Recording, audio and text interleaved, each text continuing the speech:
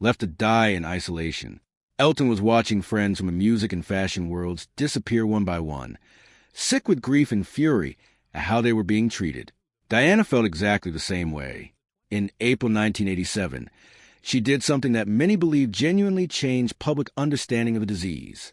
She opened the UK's first specialized HIV and AIDS unit at London Middlesex Hospital and, with cameras present, walked to a patient's bedside and shook his hand, without gloves. In the context of that moment in history, this was an extraordinary act. The royal family operated under strict protocols. Most people expected her to keep her distance. Instead, she sat on patients' beds, held their hands, and listened to their stories, often when no cameras were present at all.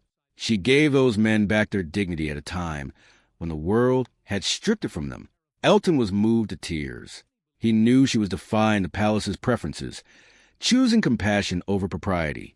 Her courage inspired him to establish the Elton John AIDS Foundation, which became the defining philanthropic work of his life.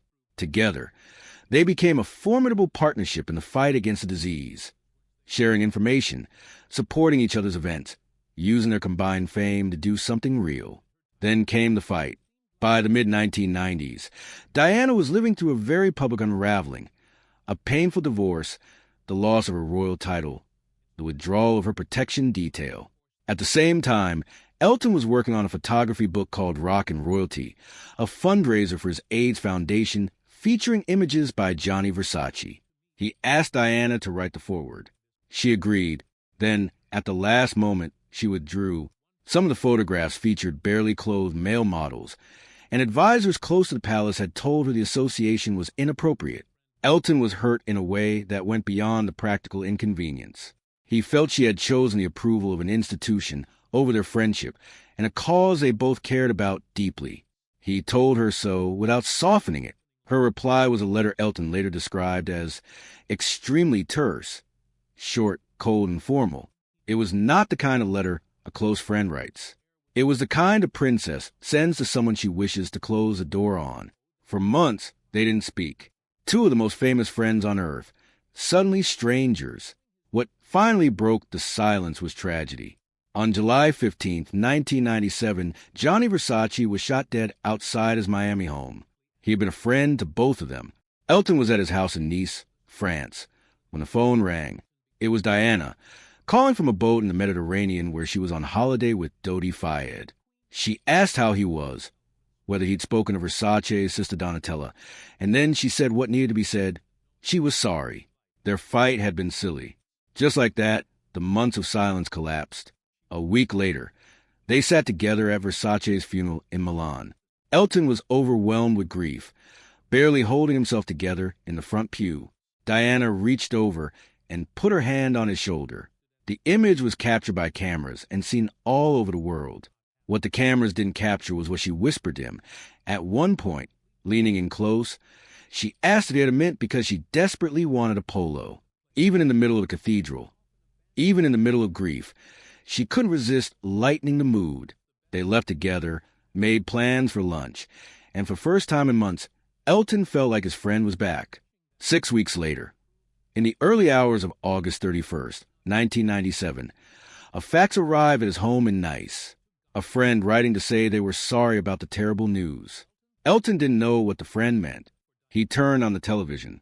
The images showed a crushed car in a tunnel in Paris. Diana was 36 years old. In the days that followed, Richard Branson called Elton to tell him that mourners leaving flowers outside Kensington Palace were writing lyrics from Candle in the Wind in condolence books. Would he rewrite it? Would he sing it at the funeral? Elton called his longtime songwriting partner Bernie Taupin, who changed the opening line to Goodbye, England's Rose. On September 6th at Westminster Abbey, before billions of watching people, Elton sat at the piano and performed at once. He was terrified. He kept his eyes down, placed a teleprompter near the piano so he wouldn't accidentally revert to the original Marilyn Monroe lyrics, and he got through it without breaking. The song became the biggest-selling single in the history of recorded music. All the money went to Diana's charities. But Elton never wanted to hear it on the radio. To him, it wasn't a hit. It was the saddest moment of his life, pressed into vinyl. He resolved never to perform that version again unless Diana's sons specifically asked him to. He looked after those sons. William and Harry were 15 and 12 when they walked behind their mother's coffin, and Elton made a quiet vow to be there for them. When Harry faced press attention that mirrored what had been done to their mother, Elton stepped forward publicly, provided safe refuge at his home in France, and paid for private flights so Harry and Meghan could travel without being hunted. He later described seeing Archie for the first time and noticing something around the boy's eyes, something unmistakably Diana. Looking back, Elton's final confession about Diana is not one of mythology. His version of her is more valuable than the palace's version precisely because it's true. She was funny, indiscreet, sometimes difficult, often lonely, occasionally petty, and capable of extraordinary courage. She was a woman in a golden cage who never let it harden her, and she was the kind of friend who even called to make up after a months-long fight. Couldn't resist asking for a polo. It was the summer of 1981, and the world had gone a little mad for royalty. A young woman named Diana Spencer was days away from marrying Prince Charles, and somewhere between the commemorative mugs and the television specials, the public constructed a myth, a shy, soft-spoken girl stepping gracefully into a fairy tale. What that myth left out was everything interesting about her. Elton John already had a foot inside the royal world by then. He had played music for Queen Mother, swapped jokes with Prince Philip, and spent enough time in the orbit of Princess Margaret to know that the aristocracy, for all its gold and protocol, was just people underneath.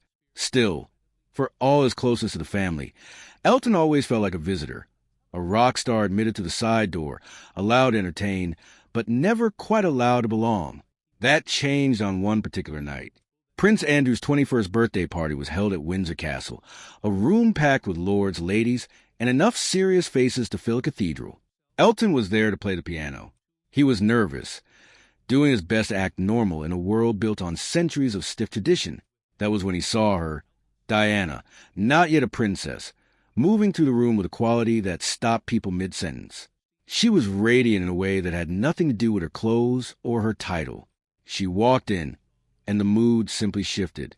When they actually spoke, there were no pleasantries about the monarchy, no careful diplomatic small talk. They bonded over the music, specifically over how absurdly quiet it was. The playlist was barely audible, the atmosphere was stiff, and the two of them found each other immediately funny. So, in the middle of Windsor Castle, surrounded by the cream of the British establishment, Elton John and Diana Spencer started doing the Charleston together. They made faces. They laughed. Even the Queen caught sight of them and smiled. What began as a joke between two people who found the evening too stuffy became the foundation of a friendship that would last the rest of Diana's life. Once they grew close, Elton discovered that the Diana the public thought they knew was barely half the picture. The version the world saw was carefully managed, the downcast eyes, the gentle manner, the image of quiet royalty. But behind closed doors, with Elton, she was a completely different person. She was sharp, irreverent, and loved nothing more than gossip. Elton later said she was the best dinner guest you could possibly have because she was incredibly indiscreet. She knew the best stories about the very people who assumed she was a dutiful and obedient member of the royal family, and she had absolutely no qualms about sharing them. They were, in this respect, perfectly matched. They would sit together for hours, laughing until they were exhausted. Diana mocked his enormous glasses and his outlandish stage clothes. He repaid her by acting out stories from his life on tour. They were like two children in the back of a classroom who had been told to sit quietly and were constitutionally incapable of it. But the friendship ran deeper than shared humor. By the early 1980s, both of them had become two of the most recognizable human beings on the planet, and fame at that scale is an unusual and often brutal condition. Diana confided in Elton about what it was actually like to live under the scrutiny of the monarchy, the feeling of being trapped, watched every second, bound by duty in ways that left no room for ordinary human feeling. Elton understood this not in theory, but from lived experience. He was fighting his own private battles, navigating the crushing weight of global celebrity alongside personal struggles he kept largely out of public view. When they looked at each other, they saw a reflection. Two people who had been welcomed into the world's most elite circles and yet never quite belonged there. One of the more surreal episodes from their friendship took place at a dinner party Elton hosted at his own home. Among the guests were Richard Gere and Sylvester Stallone, both at the height of their fame. Richard Gere had recently ended a relationship. Diana was separated from Charles. The two met at the party and immediately fell into deep, exclusive conversation, sitting on the floor by the fireplace as though nobody else existed. Sylvester Stallone had arrived with very different expectations. Watching Diana and Richard Gere absorbing each other, he grew visibly agitated. The atmosphere in the room curdled. When dinner was served, both movie stars were missing from the table. Elton sent his partner to find them and was told that Gere and Stallone were squared off in the hallway, on the brink of an actual physical fight. Two of the toughest-looking men in Hollywood ready to throw punches over who got to spend more time with the Princess of Wales. They were coaxed to the dinner table, but Stallone was still fuming. After the meal, Richard and Diana returned to their spot on the floor. Stallone, concluding he had seen enough, stormed out, shouting that he never would have come if he had known Prince Charming was going to be there. Diana, throughout all this, appeared completely unaware that two icons of American cinema had nearly brawled on her behalf. She just kept talking. Elton realized that evening that she possessed a natural power she didn't even know she was using. She could walk into a room and reduce world-famous men to jealous teenagers without trying. The most meaningful chapter of their friendship unfolded not in ballrooms or at dinner parties, but in hospital wards. In the mid-1980s, the AIDS epidemic was devastating communities across the world, and the fear surrounding it was as lethal as the disease itself. People genuinely believed they could catch it from toilet seats, from shared cups, from casual contact. Those who were sick were abandoned by their families, and